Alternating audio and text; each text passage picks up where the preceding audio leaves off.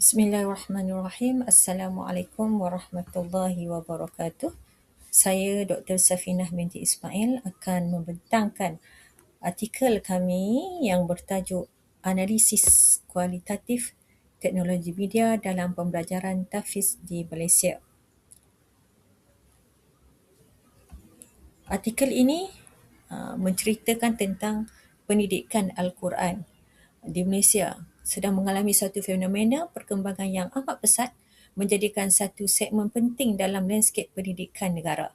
Jadi, teknologi kini tidak lagilah dilihat sebagai satu alat sampingan, tetapi ia telah menjadi satu pemangkin utama dalam perubahan kaedah pedagogi dan sistem penyampaian ilmu di seluruh dunia. Jadi apabila kita lihat kebangkitan teknologi yang sedia ada ini memberi kesan kepada institusi tahfiz itu sendiri, iaitu yang mana kita lihat bahawa generasi peribumi digital ini juga tidak dapat dinafikan kewujudannya, iaitu kita lihat bahawa pusat tahfiz direkodkan pada tahun September 2021 sebanyak 1,245 institusi tahfiz yang ada di Malaysia. Dan apabila kita lihat juga anak-anak sekarang pasca baru ini yang mereka ini membesar dalam ekosistem teknologi. Jadi permintaan sosial yang tinggi bertemu dengan desakan organik untuk aplikasi digital memandangkan didapati bahawa kaedah lama itu sering dianggap sebagai membosankan oleh generasi baru. Jadi kita dapat lihat di sini bahawa permasalahan yang berlaku adalah kekurangan guru-guru di pusat tahfiz yang boleh menguasai teknologi dengan baik, dan juga masalah dari sudut kompetensi guru-guru dengan digital. Seterusnya, metodologi bagi kajian ini adalah kajian kualitatif yang mana reka bentuknya adalah fenomenologi yang berlaku masa kini, dan pengumpulan data bagi kajian ini adalah analisis dokumen yang mana kami dapat ambil daripada jurnal-jurnal, laporan-laporan, buku-buku yang berkaitan dengan komunikasi dan juga tahfiz. Dan analisis data ini dilakukan secara tematik.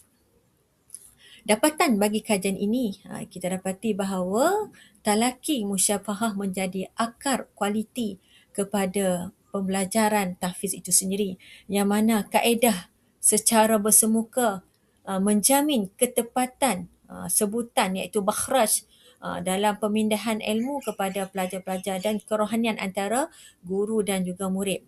Manakala teknologi media ini adalah pemacu kepada motivasi, yang mana kita lihat bahawa aplikasi digital dan gamifikasi meningkatkan kelajuan hafazan serta fleksibiliti pembelajaran tanpa sempadan waktu.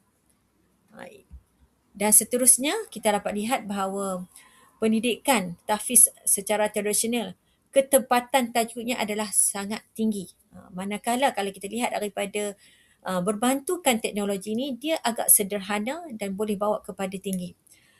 Dari sudut motivasi pelajar, cara kaedah tradisional ini agak sederhana dari sudut motivasi, namun berbantukan teknologi yang memberi motivasi yang tinggi kepada para pelajar. Manakala dari sudut fleksibiliti masa, menggunakan kaedah tradisional dia adalah rendah, di mana dia ada penetapan yang tertentu untuk pelajar-pelajar untuk pergi tasmek kepada dengan guru-guru mereka. Namun kalau berbantukan teknologi, fleksibel pelajar-pelajar ini dapat belajar di mana-mana saja. Jadi ia sangat tinggilah. Bila masa saja mereka dapat belajar Al-Quran, menghafal Al-Quran dan sebagainya. Dapatan lagi menunjukkan bahawa cabaran yang berlaku adalah infrastruktur dan kewangan, yang mana kita dapati bahawa institusi pendidikan tahfiz ini bergelut dengan dana, masalah kewangan, kos yang tinggi apabila digunakan teknologi dalam pembelajaran. Yang kedua adalah kompetensi guru, yang mana jurang pedagogi digital, yang mana kita dapat lihat bahawa ramai guru-guru yang mahir dalam Al-Quran, namun mereka masih lagi kurang berkemahiran menggunakan alat-alat teknologi. Manakala yang ketiga adalah kebimbangan integriti. Ketakutan bahawa dengan menggunakan teknologi akan terhakislah integriti dan juga keberkatan di dalam ilmu itu sendiri. Dan oleh itu kita dapati bahawa model pembelajaran adalah cara yang teradun. Ini dah dengan menggunakan teknologi. Teknologi ini boleh dilakukan untuk murajaah, iaitu ulang kaji secara kendiri. Manakala sesi talaki, iaitu tasmek, kekal kena dilakukan secara bersemuka. Oleh yang demikian, kita dapati bahawa pendidikan tahfiz di Malaysia sering bergerak ke hadapan. Keberkesanan teknologi adalah bersyarat, iaitu bergantung kepada kebijaksanaan integriti dalam kerangka tarbiyah.